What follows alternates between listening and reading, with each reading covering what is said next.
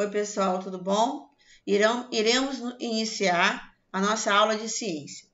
Hoje, iremos falar sobre a origem e evolução dos seres vivos, de como surgiu e como nós evoluímos ao chegarmos aonde estamos hoje, nessa nossa estrutura. E é lógico, estamos evoluindo cada vez mais. Então, a primeira teoria é a teoria do fixismo. Então, eles acreditavam que os seres vivos tinham sido criados todos de uma única vez, chamada teoria do fixismo. E também existe uma outra teoria, que foi em 1859, de Lamarck e Darwin. Ele revolucionou a comunidade científica, porque inicialmente era que você foi desenvolvido a partir de um ser, de uma coisa só, de um objeto, foi criado a partir de uma situação.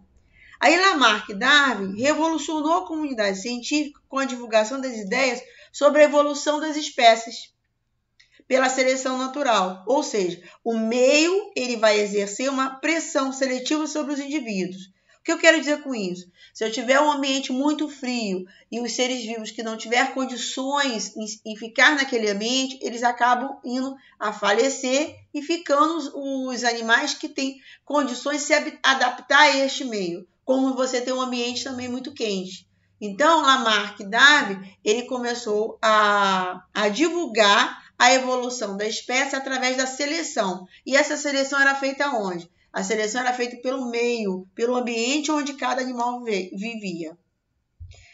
E sobre o estudo da evolução dos seres, exige uma análise chamada evidência evolutiva, que estuda-se a estrutura análogos e homólogos, Ela faz uma comparação da estrutura de classes, a análise de embriões e órgãos vegetais, a evidências moleculares, que é o DNA, e o estudo de fósseis.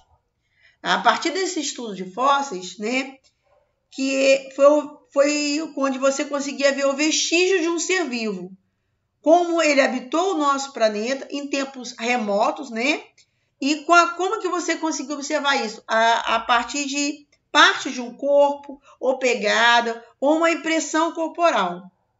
E os fósseis eram conservados em sedimentos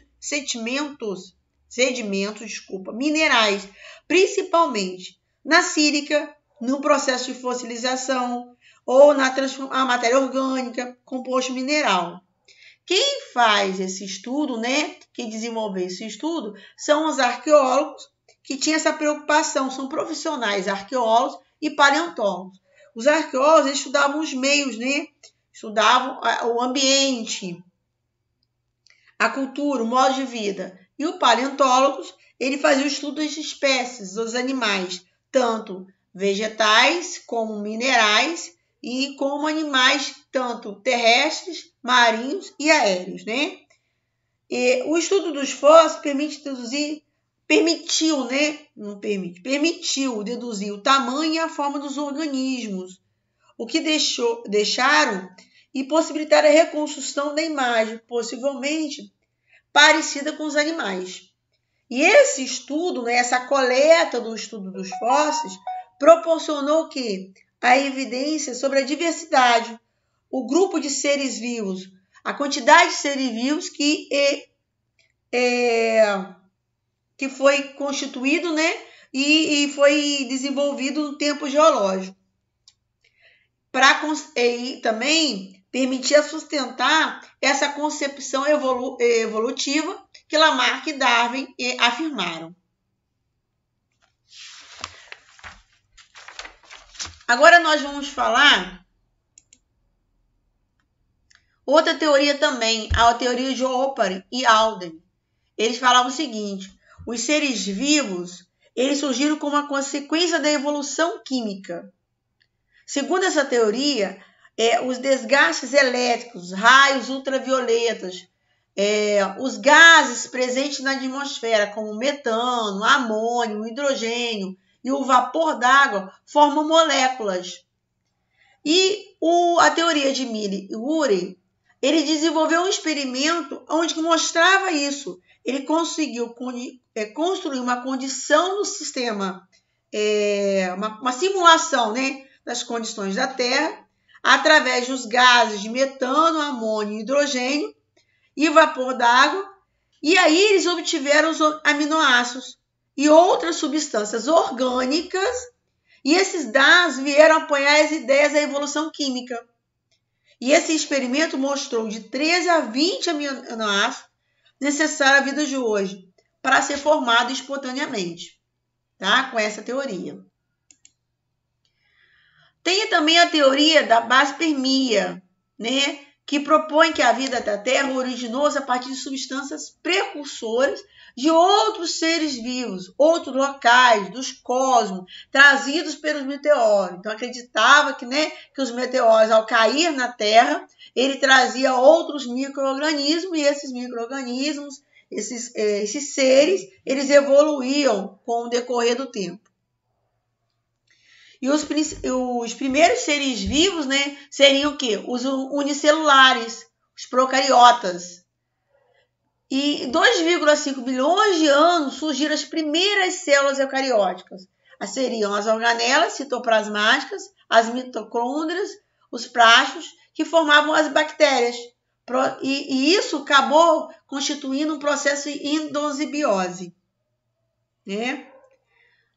E o próximo passo evolutivo foi a multicelularidade, ocorrida em seres eucariotos, primitivos, unicelulares, que após sucessivas divisões, mantiveram juntos e começaram a dividir tarefas de modo que puderam viver isolados.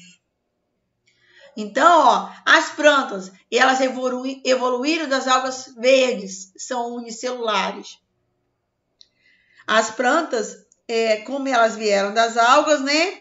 E nós temos também os fungos e os animais que se originaram dos eucariotas unicelulares heterotróficos. Aí tem a questão, como é que eles conseguiam sobreviver à necessidade de energia? Precisava de energia, precisava de ar. Como é que poderia se desenvolver isso? Então, tinha duas situações, duas hipóteses, né? A hipótese heterotróficas, que os seres, eles desenvolviam a própria fermentação, né? Utilizavam as questões dos nutrientes, que o nutriente se tornava escasso. Então, o número de indivíduos era elevado. Os seres que tinham a capacidade de desenvolver a fotossíntese, ela liberava o oxigênio para a atmosfera e realizava a respiração. Essa é a hipótese heterotrófica. Temos também a hipótese autotrófica, que a vida surgiu dos mares, porque nos mares existiam os choques dos meteoros, né? E outra coisa, nos mares, além dos choques, não existe, no caso, o que acontecia? Nos mares não tinha o choque dos meteoros. Então, os seres eram capazes de se produzir suas próprias moléculas, né? Suas próprias moléculas e orgânica a partir das reações químicas dos compostos inorgânicos. Então, a partir de uma análise da quimiotrófica, teria surgido os demais tipos de seres vivos. Inicialmente, os que faziam a sua própria fermentação. Então, outra coisa, existia a quimiossíntese, né? A fermentação, a fotossíntese e a respiração.